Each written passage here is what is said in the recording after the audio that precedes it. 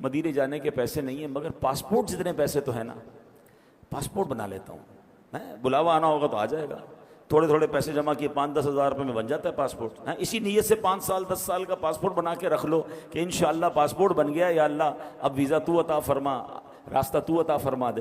تو اس عاشق رسول نے اپنا پاسپورٹ بنایا، کہتے 1 روپیہ اس کے علاوہ نہیں تھا، کوئی تیاری نہیں تھی، جس دن پاسپورٹ بن کر آیا اس دن مدینے کا بلاوا آ گیا۔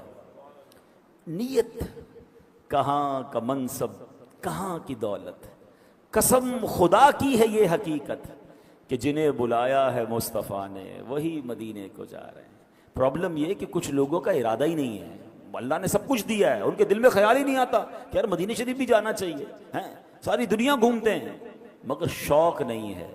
میری گزارش یہ اس قرآنی واقعے سے سیکھنا جو ہے کہ ہمیں یہ مدینہ منورہ کا شوق دل میں پیدا کرو۔ کیوں شوق پیدا نہ ہو کہ جس نبی کا کلمہ پڑھا ہے وہ مدینے میں ہے، اور آقا علیہ الصلوۃ والسلام نے پتہ کیا فرمایا؟ من زار قبری وجبت لہو شفاعتی، جس نے میرے روضے کی زیارت کی اس پر میری شفاعت واجب ہو گئی۔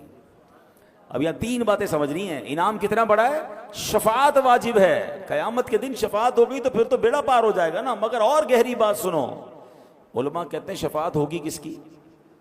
یاد رکھیے گا، کسی غیر مسلم کی شفاعت نہیں ہوگی۔ جو ایمان لے کر دنیا سے جائے گا، ایمان والا مرے گا، اس کی شفاعت ہوگی۔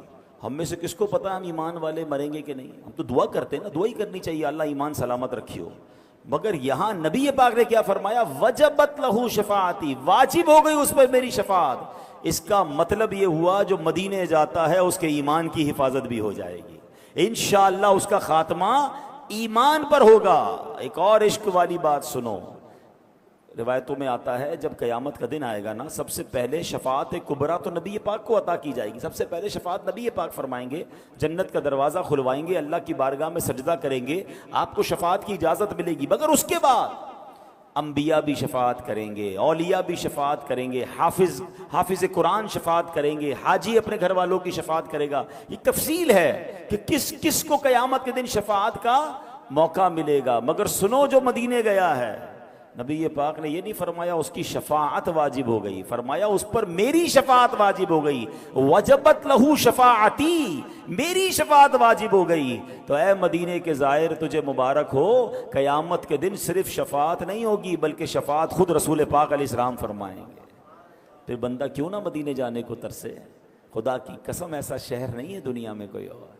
ہاں، دنیا میں آپ نے کئی ملک دیکھے ہوں گے، کئی شہر دیکھے ہوں گے، 1-2 بار دیکھنے کے بعد آپ کہتے ہیں یار 2 بار دیکھ لیا،